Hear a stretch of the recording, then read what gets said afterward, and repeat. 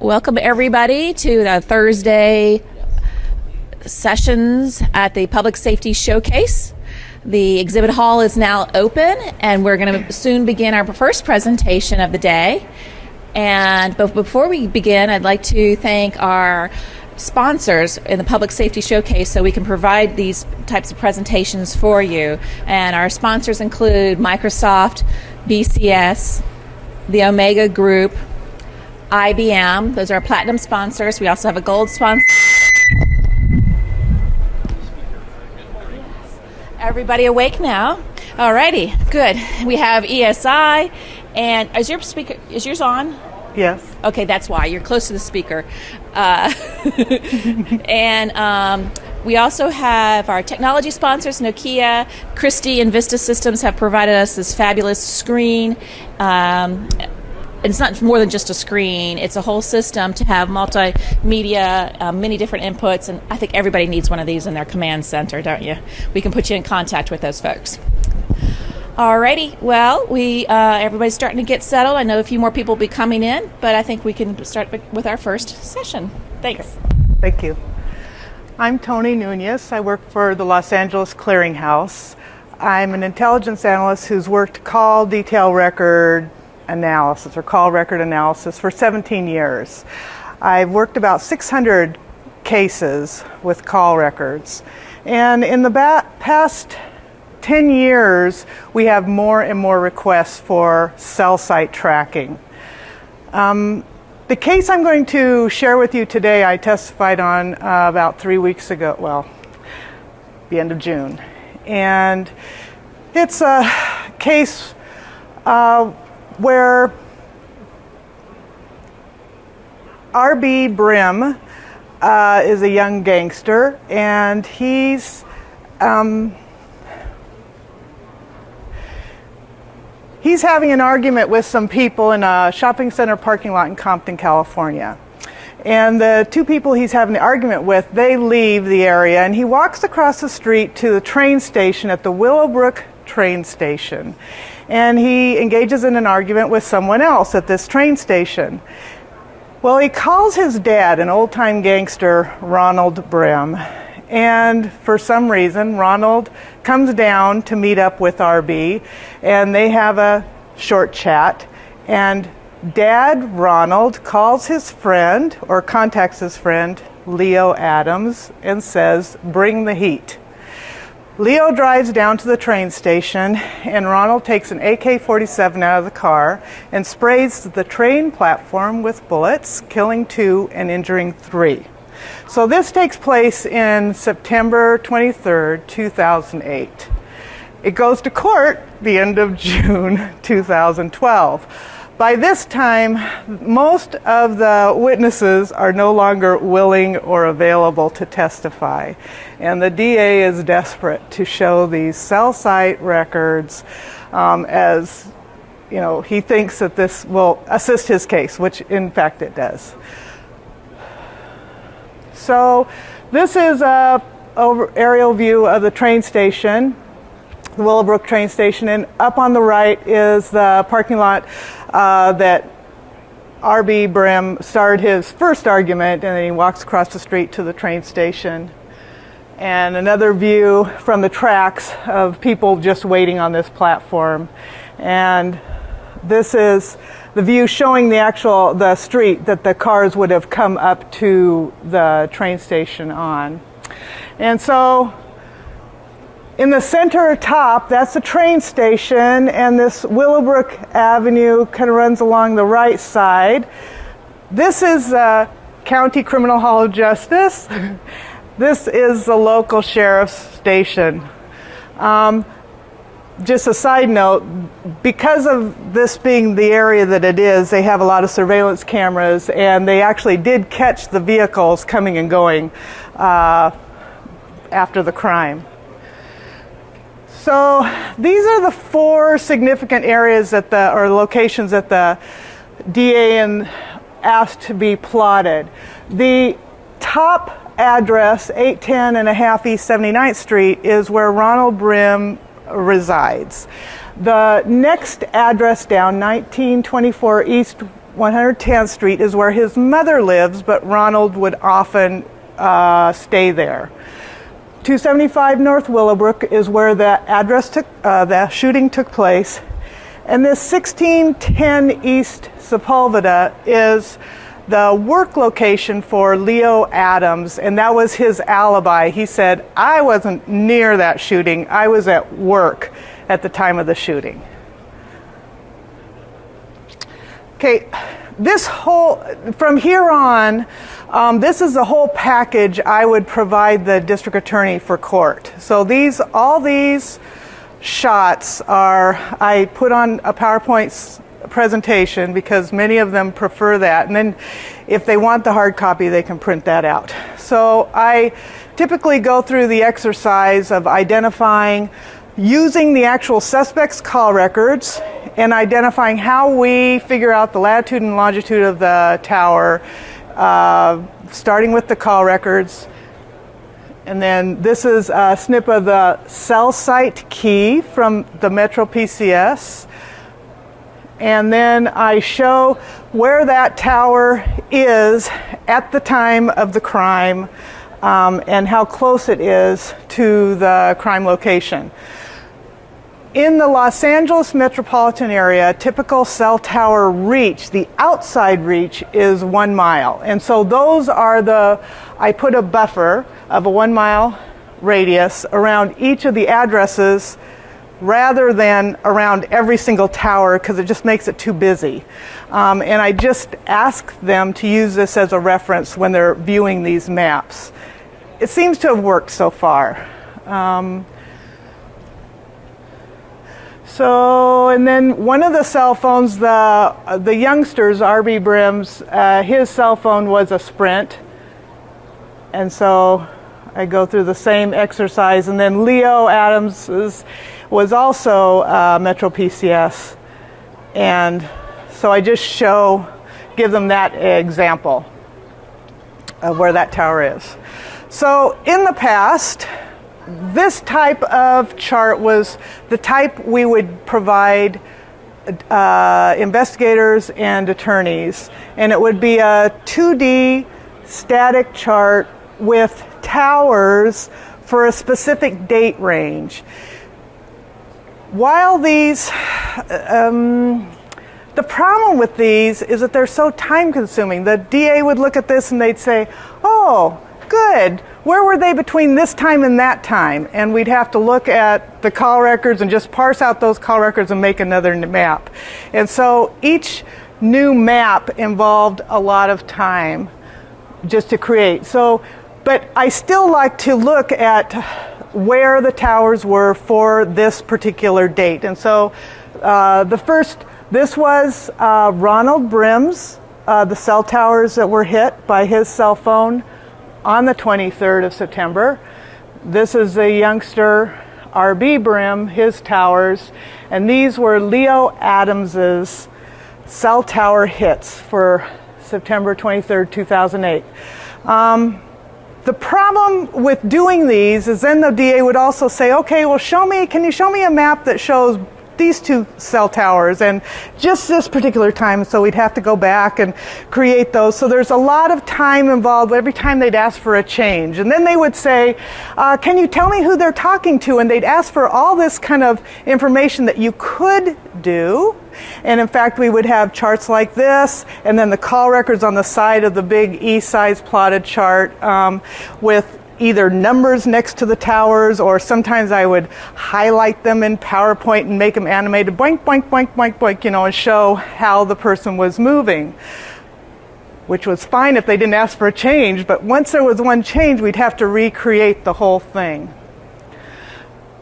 So then we started using GeoTime, and this product allows us to load in all the call records, because we eventually learned how to merge call records with the cell site key and then load in the whole batch.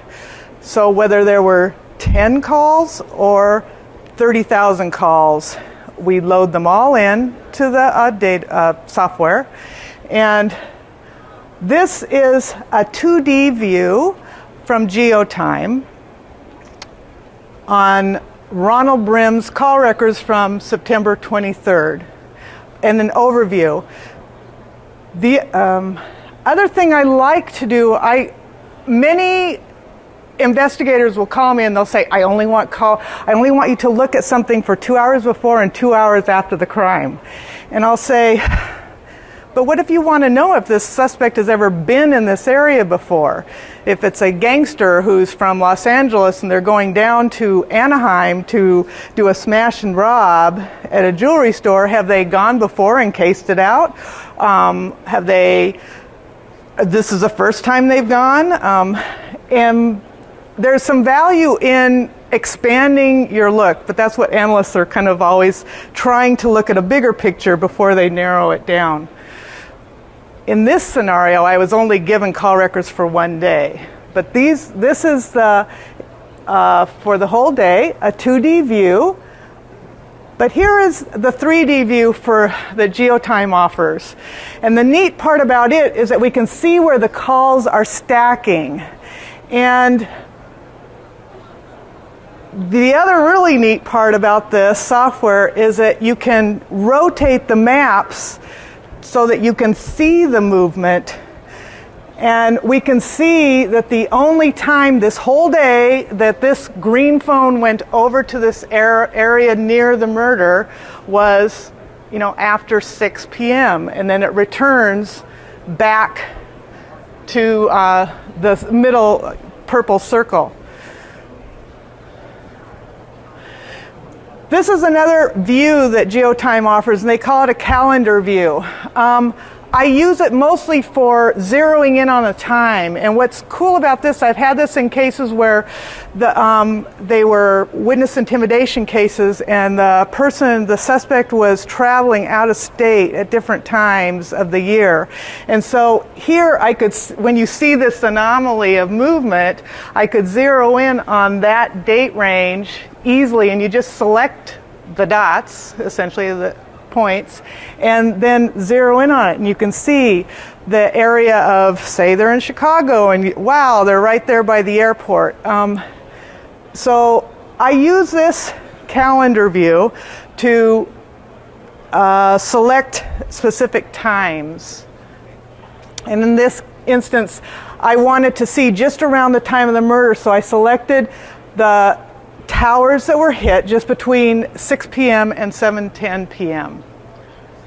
And then here's the 3D view for that, and I've kind of switched the angle, and you can rotate it, that map, to whatever serves you the best, and that's really, really helpful. And then this is that same 3D view with callouts. And just how I had said that the DA had wanted to know, well, who are they talking to at this time, at that time? We're able to, these are the actual call records that you're loading in, so it's not something that you're having to retype in. You open up this call out, and you select whichever fields that are in your call records that you want to display. When I create these, I give all of these views to the DA, and then they pick out which ones that, in this particular case, he actually printed out the pages that he wanted to use, and he handed them to the jury. Okay. Okay, and then here is a 2D view of the call-outs. And depending on the situation, sometimes one works better than the other, and that's why you provide them the option. Okay, here's R.B. Brim. This is a kid, and his 2D view for the entire day, and the 3D view for the entire day. And we can see where the calls are stacked. It's over at the 17:03 down to 18:31. That's when he's over there at the train station, and then he returns back. And this is a calendar view that shows the entire day, and then I've narrowed it down to 1750 to 1915 hours, and then the 3D view. So was significant here was, of course, the DA wanted to see when did he first contact his dad and when they were talking back and forth. And yep, the neat thing about call records is that even if they don't answer them, that incoming call hits a cell site and that places them somewhere. This is a 3D view of RB Brim's records. Okay, so here's Leo's, Adams's calls, and he's the one that just brought down the gun. And sure enough, he does go down the Sepulveda area during the day. So this is an overview.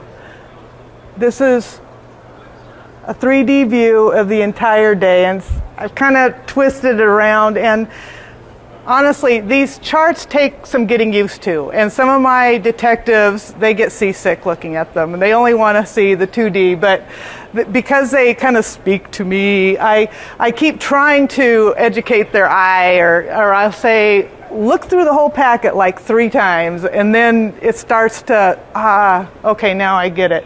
And a lot of times, maybe I've kind of twisted it too much for their taste, but you can keep trying. Okay, so here's all day calendar view, and just between 6 p.m. and 7:47 p.m. So this is Leo Adams, and during this time, he's mostly up at this purple circle area, and he goes over to the red circle area. We can see it, 1832. 1836. And here are the call-outs so that we would be able to see where Ronald Brim phones him, and the 2D view. And more importantly, Leo Adams was nowhere near his workplace between 6 p.m. and 7:50. All right, GeoTime, because of this whole 3D logic, we like to suggest that if 2 cell phones who are associates are hitting off towers within 500 meters of each other and 5 minutes of each other, they could be meeting.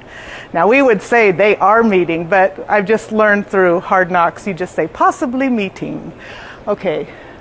And here you can even see the orange one is RB Brim the kid. The green line is Ronald Brim the dad. The blue line is Leo Adams the gun toter. And what I've done here, I've circled, but the 3 times prior to or up to and at the time of the shooting, the times when the cell phones are meeting. GeoTime has a tool, a pattern meeting finder that will do that, and if you've got 300,000 records in the database, you want it to do it. You can zero in on times and say, okay, in these days, how many times did my 14 targets meet, or any of them meet? Or in this scenario, it's just in an hour or 2. How many times do they meet? And so I've pulled out call-outs at the time of the meeting to express that they were within 5 minutes. On the upper left, that's when Ronald and Leo Adams were together at 6:05 and then 6:06. Because their phones are both hitting off the same tower. They're both Metro PCS phones, so they're going to be on the same tower. Over on the upper right, at about 6:19 and 6:21, that's when Ronald Brim comes to meet his son, okay, at the train station. And then we see all 3 cell phones hitting the towers near the train station at 6:32 at the time of the shooting. Here's just a different view, a different twist of the map below. And then what is so cool about GeoTime, one of the very many cool things, is that it's so easy to expand and contract the call records or what you're looking at. This would take hours in other kind of formats, but here you can either just select the targets and it select the time and it zeroes in on the time. There's a scroll bar over on the right that you can adjust, and so this is just another 2-minute kind of tweaking and moving and cleaning up, not the time that it would normally take. Okay. So, and then what I've learned is that the defense attorneys want to see where that tower is exactly, so they have more things to pick on. And so if this is the first meeting of Ronald and Leo, and the tower is expressed by a gray box that drops down to the map.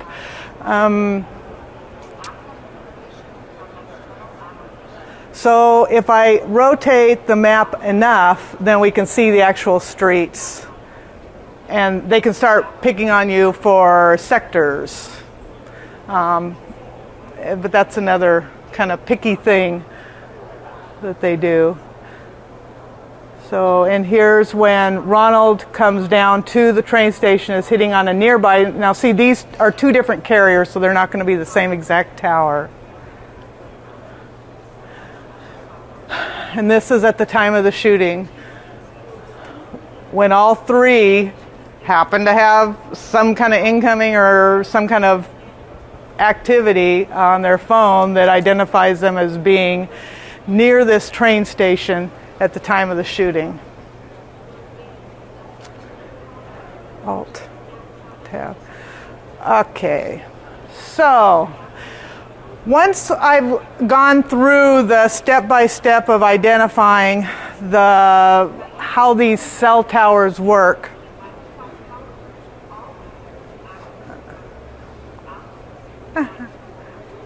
let me see. Then this is an animation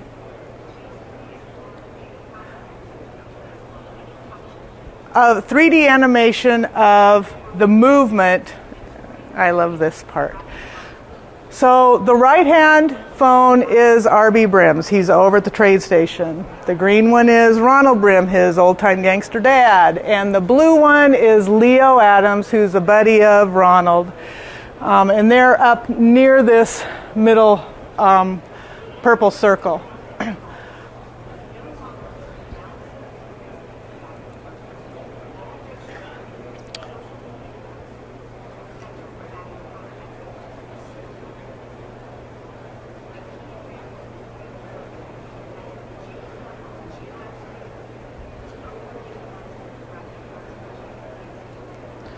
So of course, they asked me, what are we looking at now? Well, we're looking at how the Leo Adams cell phone traveling from the 110th Street area down to the Willowbrook train station area.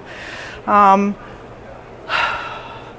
helps visualize for the jury, how these cell phones are traveling. And while it might be necessary eventually to get into the weeds of sectors and how far they are from the tower, the fact that you can see them moving and meeting and going to an area that they hadn't gone at all during the day, that's very effective.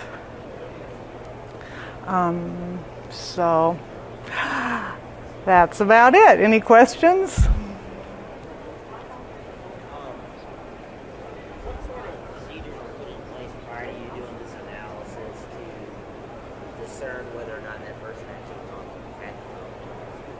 He asked what procedures are put into place to identify the user of the phone. And that's the investigator's responsibility to associate him with the phone. Yeah. Any other questions? Yes?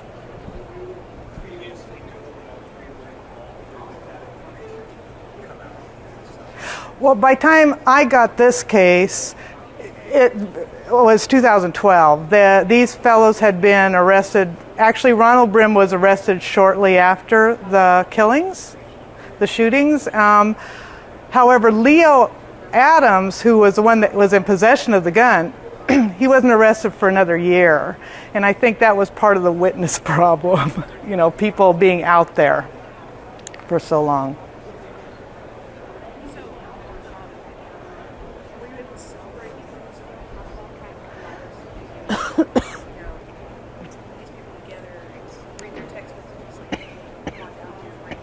I think she's asking if we were able to use Cellbrite and download the data from the cell phones.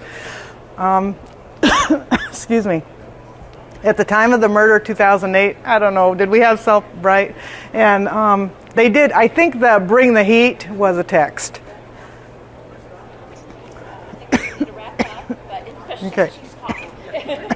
Thanks for joining us this morning. Appreciate it. Thank you.